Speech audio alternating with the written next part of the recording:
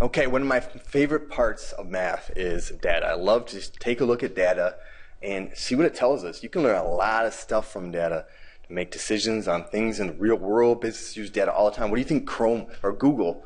Google is the massive company it is today because they have tons of data on you. And they use that data and they sell it to people to make big bucks. So this one's all about scatter plots and least square lines and using data to make predictions. So make sure you, got to keep on reminding myself to remind you guys, make sure you keep on filling this top in right here. You can always pause it. Just fill it in. Make sure this is in your notes, okay? Right there. The essential question is I can make predictions from data and determine if my predictions are going to be accurate, okay? Sometimes data doesn't give you the most accurate predictions. Well, let's start by talking about this one concept called correlation.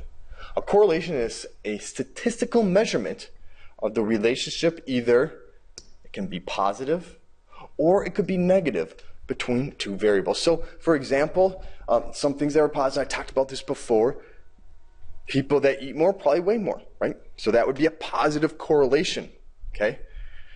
People that, let's see, what's a negative? I'm trying to think of a negative one off the top of my head, and I'm stumped at this point. Something that goes up while something else goes down. How about as you drive more, right, you have less gas. That's usually a negative correlation, probably a pretty strong one. The more you drive, the less gas you have, okay?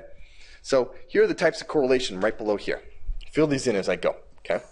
There's a positive correlation. Looks something like this. Notice as something increases, something else increases. So it makes a positive correlation.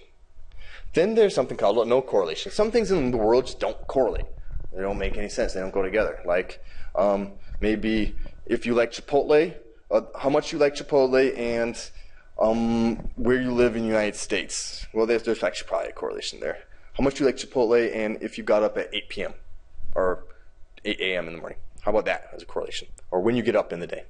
And then there's something called a negative correlation. We kind of talked about this before. Something that goes down over time. And we can think of as you drive more, the less gas you have. So that would be something like a negative correlation. Okay? In this next section, we're going to go more in depth on something called correlation coefficient.